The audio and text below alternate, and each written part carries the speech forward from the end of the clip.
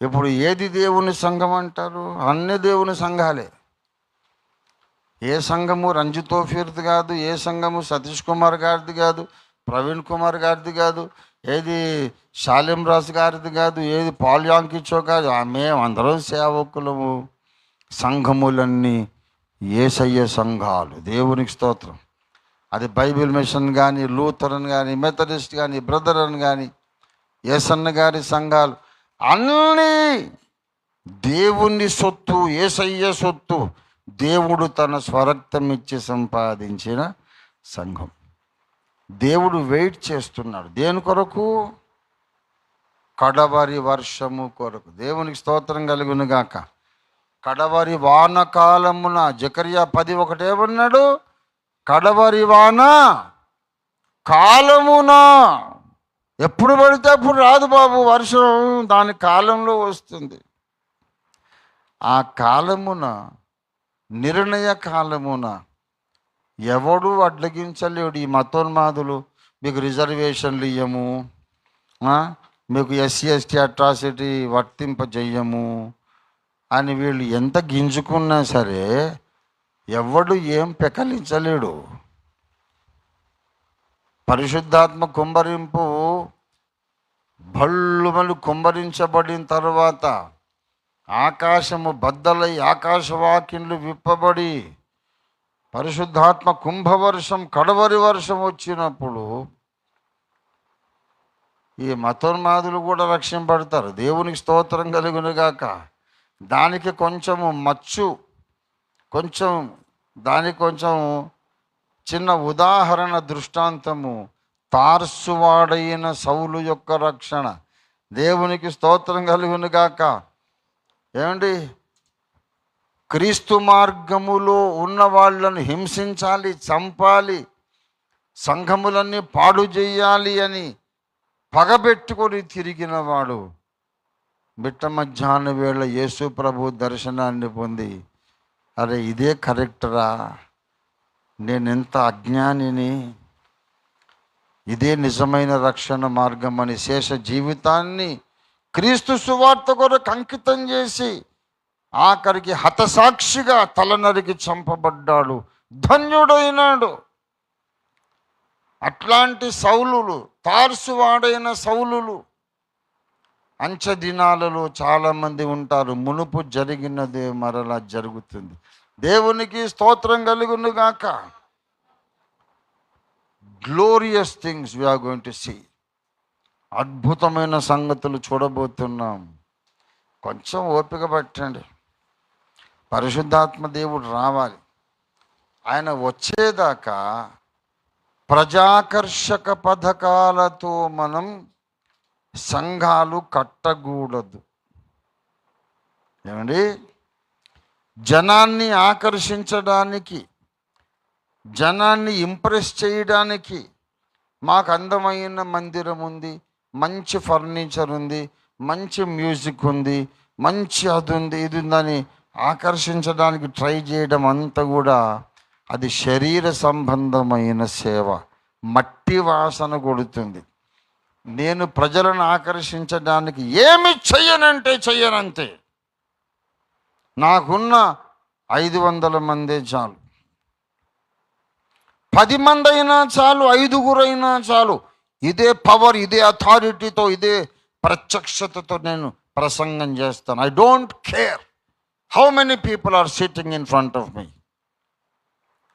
10 లక్షల మంది ఉన్నా, 10 మంది ఉన్నా ఒకటే నాకు.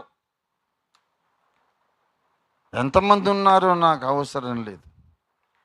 అందరూ రావాలని పద్ధతులు మార్చుకోవడం, అందరినీ ఆకర్షించడానికి ఏదో హంగులు, ఆర్భాటాలు, ఇదంతా వేస్ట్.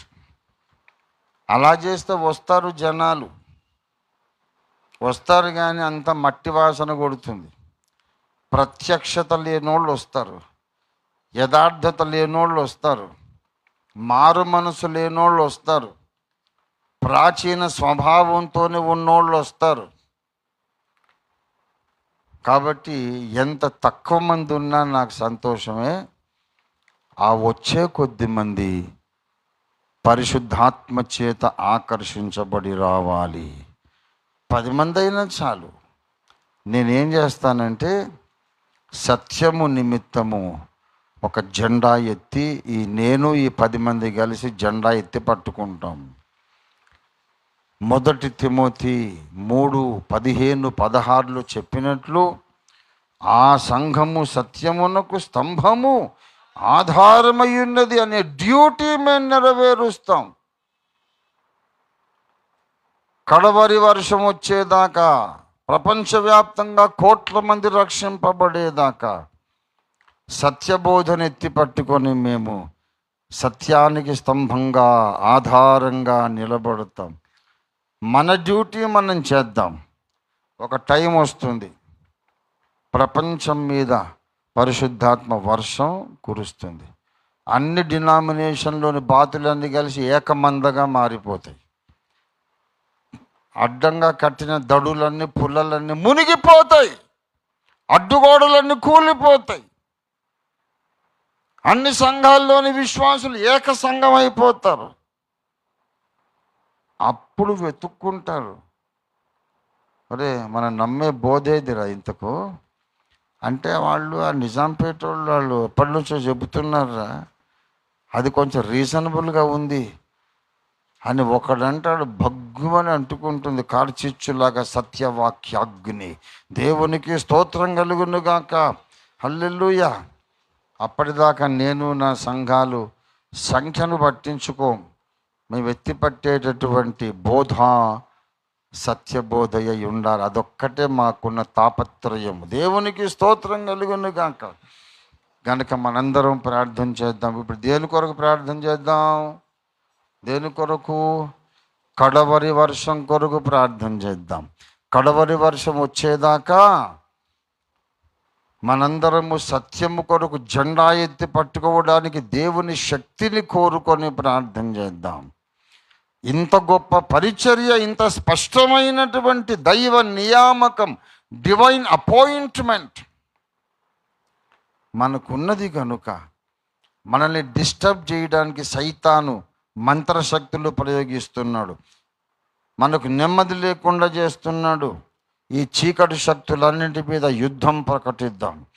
దేవుని సత్యము కొరకు జెండా ఎత్తిన ప్రతి ఒక్కరికి మనశ్శాంతి ఉండాలి, ప్రతి ఒక్కరికి ఆరోగ్యం ఉండాలి, ప్రతి ఒక్కరికి ఆర్థిక ఇబ్బందులు తొలగిపోవాలి, ప్రతి ఒక్కరికి సమృద్ధిగా ధన ధాన్యములు ఉండాలి, ఆహార వస్త్రములు ఉండాలి. యెహోవా నా కాపరి, నాకు లేమి కలుగదు అన్న సాక్ష్యంతో సత్య సంబంధులందరూ సత్యం కొరకు జెండా ఎత్తి బ్రతకాలి. తొందరలోనే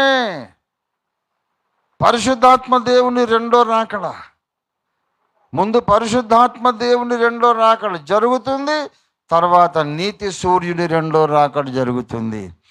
ఈ లోపల టైం తక్కువ ఉంది. ప్రార్థన చేద్దాం. కడవరి వర్షం కొరకు మనం దేవుని అడుగుదాం, సిద్ధపడదాం. రండి రండి రండి ప్రియులారా, మీరు చాలా బాధ్యతాయుతమైన పనిలో ఉన్నారు. You are holding a very responsible position in the plan of God. దేవుని ప్రణాళికలో మీరు చాలా ఇంపార్టెంట్ పొజిషన్లో ఉన్నారు. ఆషామాషి కాదు ఇది. కడవరి వర్షము కొరకు సార్వత్రిక సంఘాన్ని సిద్ధపరిచేటటువంటి స్థితిలో అగాపే సంపూర్ణ సువార్త సంఘం ఉంది. కమాన్, లెట్ us